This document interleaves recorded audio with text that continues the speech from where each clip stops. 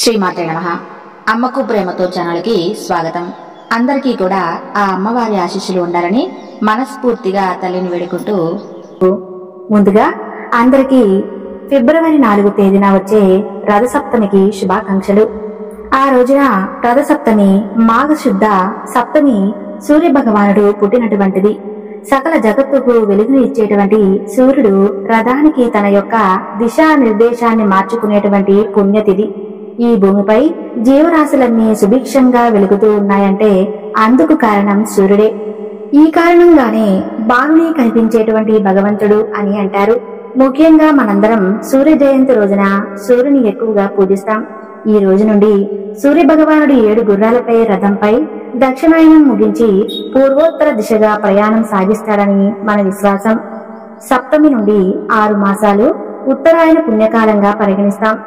సకల జీవకోటికి చలి తొలగించి నూతనమైనటువంటి ఉత్తేజాన్ని నింపేటటువంటి సూర్య భగవానుడికి కృతజ్ఞతలు తెలిపేటట్టుగా పండుగగా రథసప్తమి సూర్య భగవానుని ప్రసన్నం చేసుకునేందుకు ఈ రోజున ఆదిత్య హృదయం చదువుకోవటం, స్వామివారి కథలను వినడం వలన స్వామి అనుగ్రహాన్ని సంపూర్ణంగా పొందిన వారవుతాం. మరి ఇంతటి పవిత్రమైనటువంటి ఈ రోజున ఈ కథను భక్తి శ్రద్ధలతో ఆలకించండి. ఒకనాడు నైమిషారణ్యమున శౌనకాది మహామునులు అందరూ కలిసి 12 సంవత్సరాల పాటు దీక్షతో ఒక యాగం చేస్తూ ఉంటారు. అక్కడికి రోమహర్షణుడు అంటే సూత మహర్షి వారి యొక్క తండ్రి అక్కడికి వస్తారు. మునులందరూ కూడా అతనికి సకల మర్యాదలు చేసి, మునివర్య, తమరు సర్వ పురాణాలను చక్కగా తెలుసుకున్నారు. అలాగే మీకంటే తెలిసిన వారు ఎవరున్నారు చెప్పండి. కాబట్టి మీరు సృష్టి ప్రకారం మొదలు దేవ రాక్షస మానవ చరిత్రలు అన్నీ మీకు తెలుసు. కాబట్టి మాకు ఈ రోజున సూర్య భగవానుడి యొక్క వృత్తాంతం గురించి తెలియజేయండి అని అడుగగా అందుకు రోమహర్షణుడు మహర్షితో ఈ విధంగా తెలియజేస్తున్నాడు. బ్రహ్మ మానస పుత్రుడైనటువంటి కశ్య ప్రజాపతి దక్షిణ కూతురునైనటువంటి అతిథి అందు వివస్వంతుడు అనేటువంటి కుమారుడు కలిగాడు. అతని సూర్యుడు. అతనికి కశ్య తన కుమార్తె నటి సంజనాన్నిచ్చి పెళ్లి చేశాడు. ఆమె సూర్యుని యొక్క ఉగ్ర తేజమును సహింపలేకపోయింది. ఆమె ఒకనాడు సూర్యునితో, స్వామి, తమ తేజం భరించరానిదిగా ఉన్నది. అండములు అనగా గర్భపిండములు కూడా మృతి చెందే విధంగా చేస్తుంది అని చెప్పగా ఆ మాటలకు ఆమె యొక్క భావాన్ని గ్రహింపలేనటువంటి సూర్య భగవానుడు, అలా అయితే మృతి చెందే విధంగా చేయవాడు కాబట్టి నన్ను ఇక నుండి అందరూ మార్తాండు అనేటువంటి పేరుతో పిలుస్తారు అంటూ నవ్వుతూ చెబుతాడు. ఇక ఆమె ఏమీ మాట్లాడలేకపోతుంది. సూర్యునకు ఆమె యందు మొదట వైవస్వతుడు అనేటువంటి మనువు, ఆ తర్వాత శ్రాద్ధాదేవుడు, ఆ తర్వాత యముడు, యమున అనేటువంటి కవల పిల్లలు పుడతారు. ఇంతమంది పిల్లలు పుట్టినప్పటికీ సూర్యుడికి మాత్రం ఆమె యందు మోహము తగ్గలేదు. ఆ విషయం గమనించి సంధ్యాదేవి తన నుండి ఛాయ అనేటువంటి ఒక రూపాన్ని సృష్టించి, నేను నా పుట్టింకి పోతున్నాను, నీవు నా రూపమే కాబట్టి నా స్థానంలోనే ఉండి నా భర్తను సంతోషపెట్టు అని చెప్పగా ఆ మాటకు ఛాయ ఈ విధంగా చెబుతుంది, ఎలాంటి పరిస్థితుల్లోనైనా సరే తప్పని పరిస్థితుల్లో తప్ప నేను ఈ విషయం గురించి బయట పెట్టను అని చెబుతుంది. ఆ తరువాత ఛాయ వద్ద మాట తీసుకున్నటువంటి సంధ్య తండ్రి ఇంటికి వెళుతుంది. ఆమె తండ్రి ఇంటికి చేరుకోగానే తండ్రి ఆమెను మందలించి, ఎలాంటి వాడైనా సరే భర్తను విడిచిపెట్టి స్వార్థి అంటే ఇల్లాలు ఎక్కడికి వెళ్ళకూడదని చెప్పి నచ్చజెప్పి తిరిగి ఆమెను పంపించేస్తాడు. ఆమె మాత్రం భర్త ఇంటికి వెళ్లకుండా కూరు భూముల అందలి పచ్చిక బయలలో వీస్తూ కాలం గడుపుతూ ఉంటుంది. అలా సూర్యుడు ఛాయని సంధ్య అనుకుని ఆమెతో కాపురం కూడా చేస్తూ ఉంటాడు. ఆమె అందుకు సగస్వడు అనేశ్వరుడు అనేటువంటి 2 కుమారులు పొందిన క్రమక్రమంగా తన సవితి బిడ్డలపై ప్రేమ తగ్గిపోతూ వస్తుంది. వారిని నిర్లక్ష్యంగా చూస్తూ ఉండేది. పిల్లలకు కూడా ఆమె ఎందుకు ప్రేమాభిమానాలు తగ్గుతూ ఉండేవి. ఒకనాడు ఛాయ తన మీద చూపించిన తీరుకు కోపం వచ్చినటువంటి యముడు ఆమెను తన్నేందుకు కాలు ఎత్తుతాడు. ఛాయ కూడా కోపించి, నీ కాలు విరిగిపోవునుగాక అంటూ శపిస్తుంది.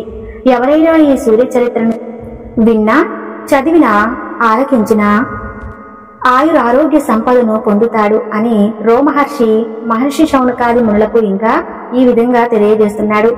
ఈ సూర్యునికి మరి 12 పేర్లు కూడా కలవు. వాటిని స్మరించినా చాలు, మహాపాతకములన్నీ నశించిపోతాయి. ఆ 12 నామములు ఏంటి అంటే ఆదిత్యుడు, సవిత, సూర్యుడు, మహిరుడు, అరకుడు, ప్రభాకరుడు, మార్తాండు, భాస్కరుడు, భానుడు, చిత్రబాణుడు, దివాకరుడు, రవి. ఈ 12 నామములతో సూర్యుడు 12 మాసములలో ఉంటూ కాలచక్రాన్ని నడుపుతుంటాడు. మొదటిగా చైత్ర మాసమున శ్రీ మహావిష్ణువుగాను, రెండో మాసమైనటువంటి వైశాఖ మాసమున ఆర్యముడుగాను, జ్యేష్ఠ మాసమున వివస్వంతుడుగాను, ఆషాఢ మాసమున అంశమంతుడుగాను, శ్రవణమున అర్జునుడుగాను, భాద్రపదమున వరుణుడుగాను, అశ్వయుజమున ఇంద్రుడుగాను, కార్తీకమున దాతగాను, మార్గశిరమున మిత్రుడుగాను, పౌరమాసమున పోషగాను, మాఘమాసం అనబడుగాను, పాల్గొన్న మాసమున సృష్టంగాను సంచరిస్తూ లోకాలన్నిటికీ శుభములు కలిగిస్తుంటాడు. ఇక సవతి తల్లి అయినటువంటి ఛాయాశాపానికి గురైనటువంటి యముడు తండ్రి అయినటువంటి సూర్యుని వద్దకు వెళ్లి సవతి తల్లి తమ మీద చూపిస్తున్నటువంటి నిరాధరణకు గురించి, సావర్ణి సేవల మీద చూపించేటువంటి ప్రేమ గురించి, తల్లి పక్షపాత బుద్ధి గురించి చెప్పి నాకు కలిగినటువంటి శాపమును నివారించండి అని తండ్రిని వేడుకుంటాడు. సూర్యుడు యముడిని ఓదార్చి, నాయనా, నీవు సత్యవంతుడు, ధర్మమార్గ వర్తనుడు అయినటువంటి నీకే కోపం ఇచ్చే విధంగా చేసింది అంటే ఆమె ఎంతటి అనుచితంగా ప్రవర్తించిందో నేను తెలుసుకోగలను. తల్లి శాపాన్ని తిప్పుట నాకు కూడా వశం కానటువంటి పని, కానీ నీ ధర్మ ప్రవర్తన నిన్ను శాప విముక్తినిగా చేస్తుంది అని చెబుతాడు. ఛాయను చూసి సూర్యుడు, నీ పిల్లల మీద ఈ విధమైనటువంటి భేదబుద్ధి చూపేందుకు కారణమేమిటి అంటూ గద్దించి మరీ అడుగుతాడు. ఆమె ఏమాత్రం సమాధానం చెప్పలేక భయపడుతూ ఉంటుంది. సూర్యునికి అనుమానం కలిగి తన దివ్య దృష్టితో అంతా తెలుసుకుని చెబుతాడు. ఛాయ అప్పుడు నోరు విప్పుతుంది. నేను సంధ్యను కాను, ఛాయను అని చెప్పి తన తప్పును మన్నించమని చెప్పి వేడుకుంటుంది. సూర్యుడు ఆమెను విడిచిపెట్టి మహాక్రోధ వేషంతో మామగారింటికి వెళతాడు. అతడిని శాంతించపరిచి తన కుమార్తెలు బుద్ధులు చెప్పి అప్పుడే ఇక్కడి నుండి పంపించేశారని చెబుతాడు. ఇంకా కోపంతో మండిపడుతూ ఉన్నటువంటి సూర్యుని చూసి, అత్తగారు, ఇల్లాలి అల్లుడా, నీకు ఒక మాట చెబుతాను, శ్రద్ధగా విను. నీ తేజస్సును మా వంటి వారికి చాలా దుర్భరంగా ఉంటుంది. అందులోనూ ఒక స్త్రీ, అందులోనూ సుకుమారి, ఆమె ఏ విధంగా భరించగలదు? అందుచేత నిన్ను సానబట్టి కొంత తేజాన్ని తగ్గిస్తాను, అందుకు నీవు అంగీకరించగలవా అని అడుగుతుంది. సూర్యుడు అందుకు ఆమోదం తెలుపుతాడు. స్పష్టంగా సూర్యుని సాన రాతి మీద రాస్తారు. ఆ విధంగా అరగదీసినందువలన వేడి తగ్గిందేమో కాని ఆ మెరుపుతో మాత్రం సూర్యుడు ఇంకా మరింత ప్రకాశవంతంగా మారిపోతాడు. ఇక సూర్యుని అరగదీసినందుకు రాలినటువంటి తేజ కమలముతో శ్రీ మహావిష్ణువుకు చక్రాన్ని చేసి ఇస్తాడు. సూర్యుడు సంధ్యను వెతుక్కుంటూ వెళ్లి ఒక అరణ్యంలో పచ్చిక మేస్తున్నటువంటి ఆడగుర్రం రూపంలో ఉన్నటువంటి ఆమెను గుర్తుపట్టి తాను కూడా ఒక మగగుర్రమై ఆమెతో రతిక్రీడకు సిద్ధపడతాడు. ఆమె తనను బలత్కరిస్తున్నది ఒక మగగుర్రం అని చెప్పి భావించి సూర్యుని యొక్క తేజస్సును తన ముక్కుల నుండి బయటకు విసర్జిస్తుంది. అది 2 చోట్ల పడగా దాని నుండి 2 అశ్వినీ దేవతలు పుడతారు. ఆ తర్వాత సూర్యుడు సంధ్యకు నిజరూపాన్ని చూపించి సంతోష పరిస్థితిని సూర్యుని సంతానమైనటువంటి వైవస్వతుడు మనువు అవుతాడు. శారదాదేవుడు త్రిలోకాధిపతి అవుతాడు. ఈ 3 దక్షిణ దిక్పాలకులు అవుతారు.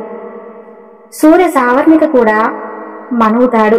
ప్రస్తుతం వైవస్వత మన్వంతరం మనువు పాలన జరుగుతుంది. రాబోతున్నది సూర్య సావర్ణి మన్వంతరం. సర్వేశ్వరుడు గ్రహములలో ఒకడు ఏమైనా దేవి భూలోకంలో నదిగా ప్రవహిస్తుంది. ఇది సూర్యుని యొక్క సంతానము, అలాగే సూర్యుని యొక్క వృత్తాంతము అంటూ శ్రీ మహర్షి శౌనకాది మునులందరికీ కూడా సూర్య భగవాను గురించి ఈ విధంగా తెలియజేస్తాడు. రథసప్తమి కథ గురించి తెలుసుకుందాం. ఒకనాడు యుధిష్ఠిరుడు శ్రీకృష్ణుని ఈ విధంగా అడుగుతాడు. కృష్ణ, రథసప్తమి నాడు చేయవలసినటువంటి విధి విధానమును అనుసరించి భూలోకమున మానవుడు చక్రవర్తి కాగడని నీవే చెప్పావు. ఆ విధంగా ఎవరికైనాను ప్రార్థించినా అనగా అందుకు శ్రీకృష్ణుడు ఈ విధంగా జవాబిస్తాడు. కాంబోజా దేశమున యశోవర్తి అనేటువంటి ఒక చక్రవర్తి ఉండేవాడు. ఆయన వృద్ధాప్యమున ఆయన కుమారులు అందరూ సర్వరోగముల చేత బాధపడుతూ ఉన్నారు. అలాంటి కర్మ పరికారము ఏ విధంగా అవుతుంది అని తెలుపవలసినది అంటూ ఒకానొక బ్రాహ్మణ శ్రేష్ఠుని ఆ రాజును అడుగుతాడు. అలా అడిగినటువంటి ఆ రాజుతో ఆ బ్రాహ్మణ శ్రేష్ఠుడు, ఓ రాజా, వీరి పూర్వజన్మలో వైశ్యకులమని జన్మించి ఎంతో లోభం ఉన్నవారు. అందుచేత నీవు ఈ విధమైనటువంటి రోగాలకు గురి కావలసి వచ్చింది. రోగ నివారణకు రథసప్తమి రోజున జరిగేటటువంటి ఏ కార్యములోనైనా సరే వీళ్ళు ఉండాలి, చూడాలి. ఆ విధంగా రథసప్తమి వ్రతాన్ని చేసినంత మాత్రం, దాని మహత్యం గురించి వారు విన్నంత మాత్రమే పాపములన్నీ తొలగిపోతాయి. వ్యాధితో బాధపడే వారికి ఆ వ్రత వైభవం గురించి వారికి చూపించి, అలాగే మహత్యం గురించి వారికి వినిపిస్తే చాలు, పాపాలన్నీ తొలగిపోతాయి అని బ్రాహ్మణుడు చెప్పగా, అప్పుడు ఆ రాజు, అయ్యా, ఆ వ్రతం ఏ విధంగా చేయాలి, దాని యొక్క విధి విధానం గురించి తెలపండి అని ప్రార్థిస్తాడు. అందులో బ్రాహ్మణుడు, ఓ రాజా, ఏ ప్రాంతమైతే చూసినంత మాత్రమే జడత్వం నశించిపోతుందో ఆ రథసప్తమి అనేటువంటి పేరు కలిగినటువంటి వ్రతము సర్వులు ఆచరించగలిగినది. ఆ వ్రత ప్రభావం ఉన్న సకల పాపాలు హరించి చక్రవర్తిత్వం కలుగుతుంది. ఆ వ్రత విధానం గురించి తెలుపుతున్నాను, శ్రద్ధగా ఆలకించు. మాఘమాసమంతలి శుక్లపక్షం వచ్చేటువంటి శాస్త్ర దినమున గృహస్థు ఈ వ్రతాన్ని ఆచరించాలి. పవిత్ర జలం కలిగినటువంటి నదుల్లో గాని, చెరువునందు గాని, నూతి అందు గాని తెల్లని నువ్వులతో విధి విధానంగా స్నానం ఆచరించాలి. ఇలవేల్పుకు కులదేవతకు, ఇష్టదేవతకు మొక్కి పూజించి ఆ తర్వాత సూర్య దేవాలయానికి వెళ్లి స్వామికి నమస్కరించి పుష్పములు, ధూపములు, దీపములు, అక్షింతలతో సుఖప్రాప్తి కొరకు స్వామిని పూజించాలి. ఆ తర్వాత స్వగృహానికి వచ్చి పంచయజ్ఞమును గావించి అతిథులతో, సేవకులతో, బాలకులతో భక్ష భోజ్యములను ఆరగించాలి. ఆ దినమున తైలాన్ని శరీరానికి పూసుకొని స్నానం చేయకూడదు. ఆ రాత్రి వేళ పాలకులకు, విప్రులకు పిలిపించి సూర్య భగవాను విగ్రహానికి నియమం ప్రకారంగా స్వామిని పూజించి సప్తమి తిథి రోజున నిరాహారుడై భోగములను విసర్జించవలను. భోజనాలకు పూర్వము జగన్నాథ నేను చేయబోయేటువంటి ఈ రథసప్తమి వ్రతాన్ని నిర్విఘ్నంగా పరిసమాప్తి చేయాల్సిందే అంటూ స్వామిని వేడుకోవాలి. తన చేతిలో ఉన్నటువంటి జలాన్ని నీటిలో విడిచిపెట్టాలి. ఆ నీటిని విడిచిపెట్టినప్పుడు బ్రాహ్మణులు తాను గృహమున నేలపైన చేయించి జితేంద్రుడు ఉండే ఉదయాన్నే లేచి నిత్య కృత్యాలను ఆచరించి శుచిగా ఉండాలి. ఒక దివ్యమైనటువంటి సూర్యార్థాన్ని దివ్య మాలికలతోనూ, చిరుగంటలతోనూ, సర్వోపచారాలతోనూ తయారు చేసి సర్వాంగములను రత్నాలు, మందులతోనూ చక్కగా అలంకరించాలి. బంగారంతో గాని, వెండితో గాని గుర్రాలను, రథసారథిని, రథాన్ని తయారు చేసి మధ్యాహ్నం వేళ స్నానాధికం నిర్వహించుకోవాలి. వదరగోతులను, పాఠశాలను, దుష్టులను విడిచిపెట్టి రాఘవులు సౌరసూక్త పారాయణ చేస్తూ ఉండగా నిజగృహమునందు చేరుకోవాలి. ఆ తర్వాత తన యొక్క నిత్య కృత్యాలను పూర్తి చేసుకుని స్వస్తి బ్రాహ్మణ వాచకములతో వస్త్ర మండపం మధ్య భాగమున రథమును స్థాపించాలి.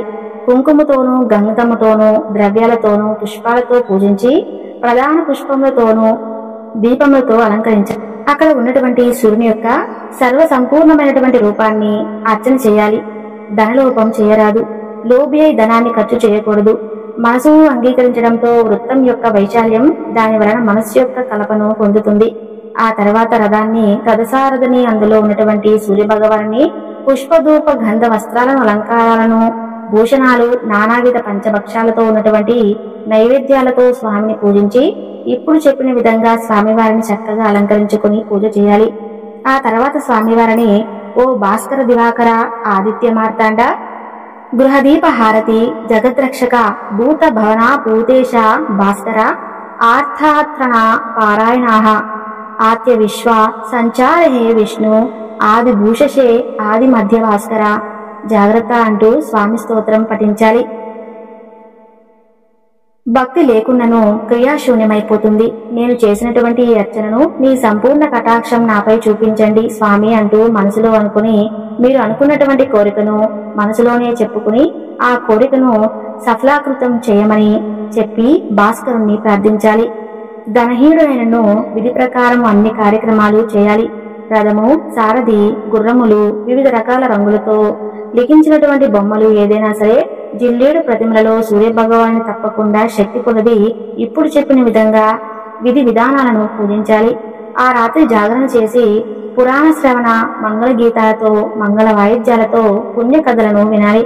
ఆ తర్వాత రథయాత్రకు బయలుదేరి సూర్యుని మనసున ధ్యానించుకుని ఆ తర్వాత ప్రాతకాలమే లేచి విమ్రుడై స్నానకృత్యంలో నిర్వహించుకుని బ్రాహ్మణులకు తృప్తిగా భోజనం పెట్టి వివిధ రత్నభూషణములతో ధాన్యాలతో వస్త్రాలతో తృప్తిపరచాలి. అలా చేసిన వారికి అశ్వమేధ యాగం చేసినటువంటి ఫలం లభిస్తుంది. ఆ తర్వాత యథాశక్తిగా దానము ఇవ్వాలి.